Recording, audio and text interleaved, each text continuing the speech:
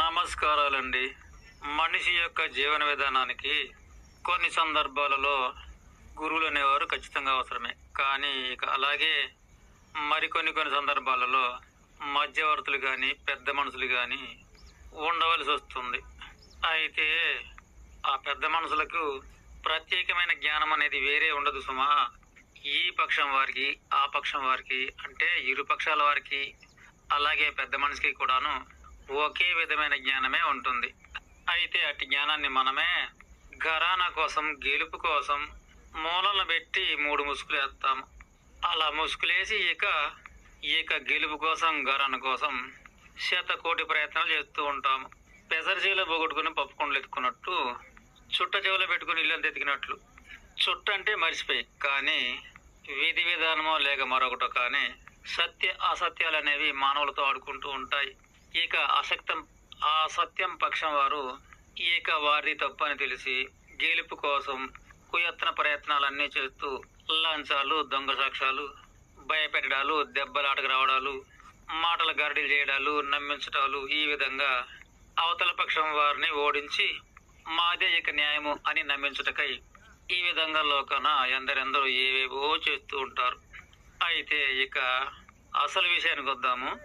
మనిషి అనేవాడు జీవన పోరాటంగా ఈ వ్యవస్థలో ఈదుతూ ఈ వ్యవస్థలో గల సర్వశక్తులను కూడాను చాలా వరకు అధ్యయనం చేసి హృదయంలో దాచుకుంటాడు. ఆ విధంగా ఆత్మకు జ్ఞానం అనేది అనుభవం మీద కానీ, గురువుల ద్వారా కానీ, లోకాన జరుగుతున్న కొన్ని సంఘటనల ద్వారా కానీ ఆ విధంగా తన ఆత్మకు జ్ఞానం అనే దానిని సంపాదించుకుంటాడు. కానీ ఎందుకో మరి విచిత్రంగా తన తప్పును తాను దిగమింగలేకపోతుంటాడు. కానీ అలనాటి మహనీయులు తన తప్పు తనకు తెలిస్తే తగుతో పనే లేదు అన్నారు. నిజానికి తన తప్పు తనకు తెలియాలి అంటే, తాను అంగీకరించాలి అంటే ఆత్మ అనేది న్యాయానికి, సత్యానికి, ధర్మానికి, నీతికి శిశువత్వం కలిగి ఉండాలి. అప్పుడే అటు ఆత్మకు ఈ 4 శక్తులు కూడాను ప్రతి విషయంలోనూ కూడా సృష్టి రాశి అని బోధిస్తూ ఉంటాయి. జీవన పోరాటంలో ప్రస్తుతం నీ వంతు ఇది మంచిది, అది చెడుది, ఇది ధర్మము, అది అధర్మము, ఇది న్యాయము, అది అన్యాయము, ఇది అర్థము, అది అనర్థము, ఇది పాపము, అది పుణ్యము, ఇది అన్యాయము, అది న్యాయము అంటూ ఈ విధంగా ప్రతి నిత్యము కూడాను విధి విధానం ప్రకారంగా మనకు ఎదురయ్యే ప్రతి సంఘటన కూడాను దాని యొక్క ప్రతిఫలాన్ని ఆ గురువులు మనకు వివరంగా బోధిస్తూ ఉంటారు. అప్పుడు మనము అట్టి సంఘటనలో మనది సత్యమే అయినా పొంగిపోవాల్సిన అవసరం లేదు, గొప్పతనమే అయినా సరే పొంగిపోవాల్సిన అవసరం లేదు.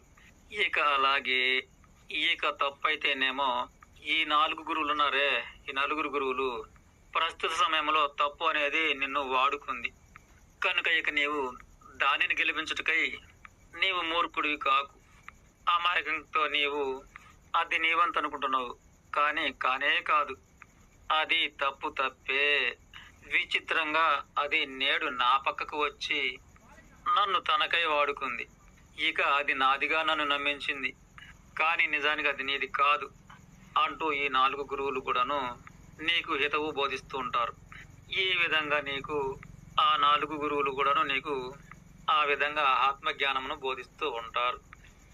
అప్పుడు నీవు సర్వశక్తులు కూడాను ఒక్కొక్కసారి ఒక్కొక్క శక్తి అనేది కాలం అనే ప్రవాహంలో మనను వాడుకుంటూ ఉంటుంది. కనుక ఒక్కొక్కసారి గొప్ప శక్తి మనని వాడుకుంటుంది, అలాగే ఒక్కొక్కసారి తప్పు శక్తి కూడా మనని వాడుకుంటుంది. గొప్ప శక్తి అప్పుడు అది కూడా మనది కాదు అనుకోవాలి, కానీ అది నాది, నేనే అంటూ అమాయకంతో విర్రవిగకూడదు. నిజానికి అది దానిదే. విచిత్రంగా నీ శరీరం మాత్రమే వాడుకుంది. అలాగే తప్పు శక్తి కూడా అంతే. తప్పు శక్తి కూడా తన వంతుగా నేడు నిన్ను వాడుకుంది. అది నీకే అంటగట్టాలని ప్రయత్నిస్తూ ఉంటుంది. పాపం అమాయకంగా నీవు అది నాది అని దానిని నీవు అంటగట్టుకునే ప్రయత్నం చేస్తూ ఉంటావు.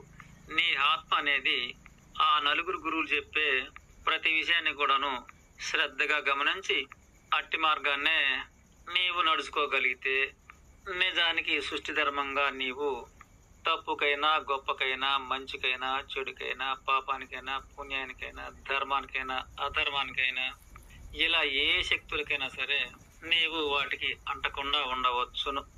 అలా ఉండడం అనేది అలవర్చుకున్న నాడే నీ జన్మ సార్థకతయే కాక పెద్దలు చెప్పినట్టు తామరాకుల్లో నీటి బిందువలే ఈ పక్క శక్తులకైనా ఆ పక్క శక్తులకైనా సరే నీవు అంటకుండా ఉండగలవు.